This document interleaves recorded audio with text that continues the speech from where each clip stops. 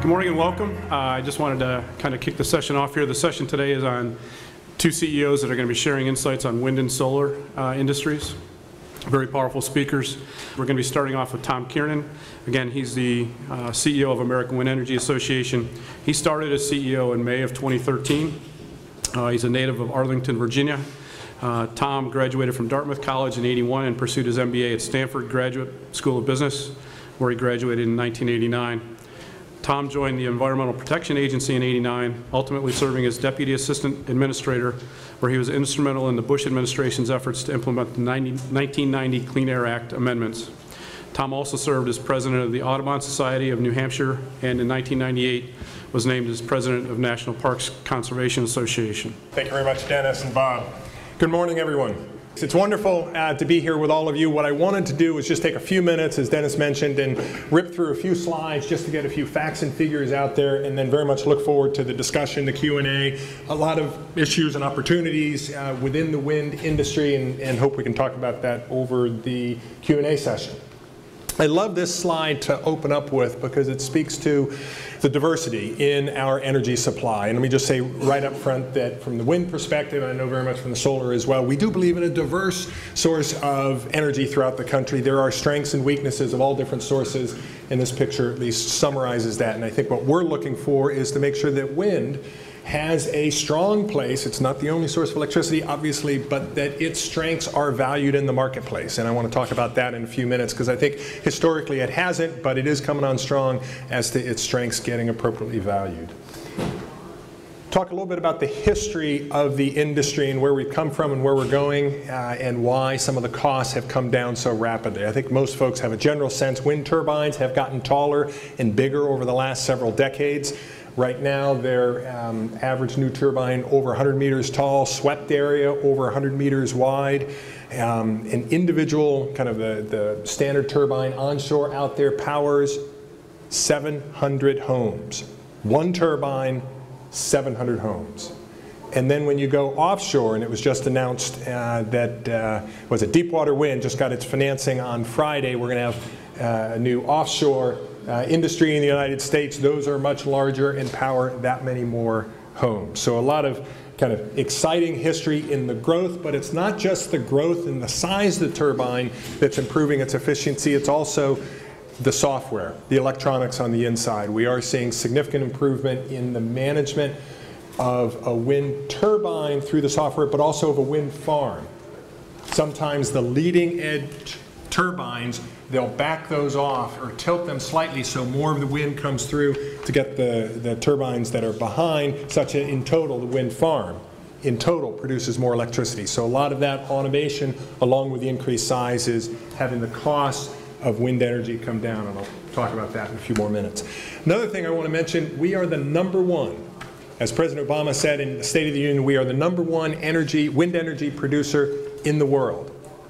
Now, China may have more wind turbines and more capacity up in the air. The United States produces more wind energy. Why?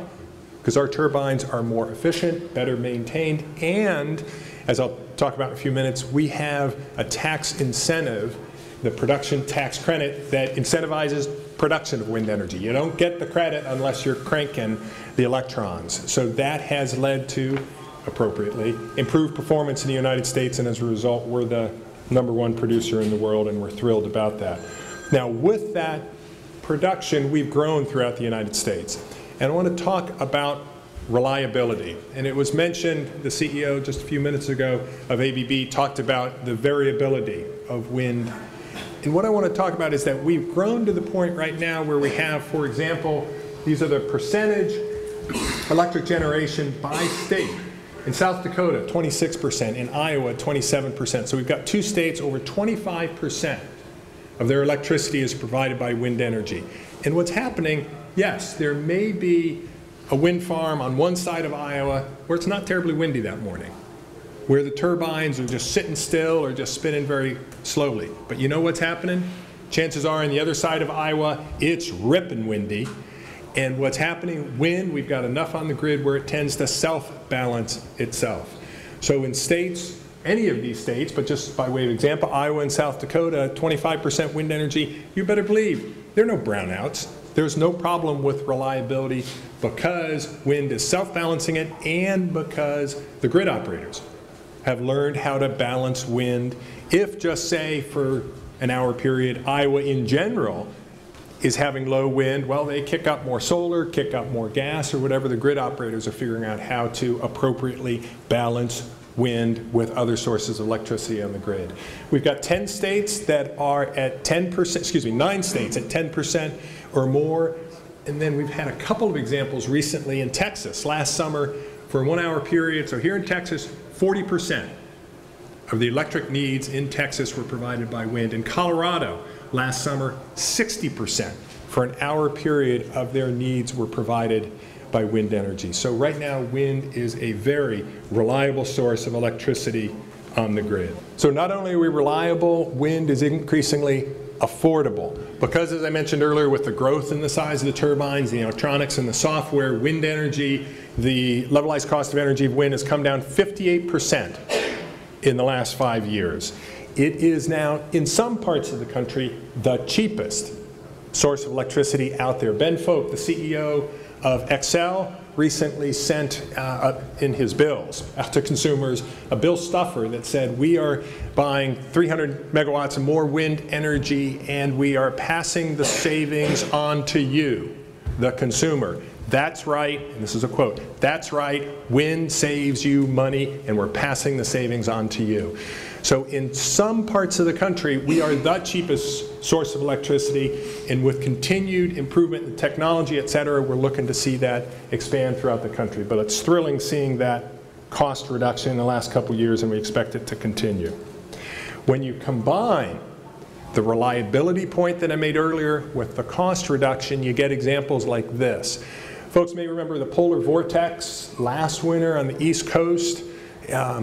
Had a lot of issues with electricity generation, costs through the roof. Wind energy during the polar vortex kept cranking right along, producing electricity. Because wind provides a guaranteed price through the PPAs for 20, 30 years, guaranteed price, wind energy kept producing that electricity, providing it at a low cost on the grid, and over that 2-day period of the polar vortex saved consumers $1 billion over 2 days because of that level, low cost of electricity. With those benefits, we've been able to generate this type of an industry. It's a 50-state industry. The red dots are the manufacturing facilities for the wind industry throughout the United States. The blue shades, the darker the shade, the greater amount of wind farms and wind penetration in the electric generating market of those states. So you can see we've got a little work to do in the Southeast. But we are a 50-state industry that since 2008 has catalyzed $100 billion of investment in the United States. We now have over 50,000 jobs in these 50 states and over 500 manufacturing facilities throughout the country. So that's a little bit about where we've been. Let me talk about where we're heading as an industry. In 2008, on the left side, under the George W. Bush administration, they came forward with a vision. A vision that by 2020 we'd have 10% wind energy, and by 2030 we'd have 20% wind energy. The Obama administration is coming forward later this month with an assessment of how we're doing against that vision.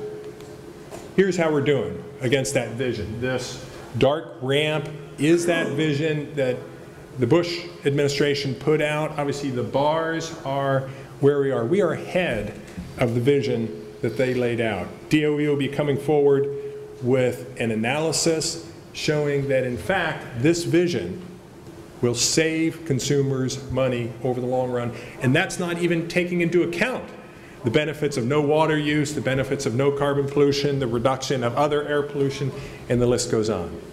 But to make all this happen, we do need a stable federal policy.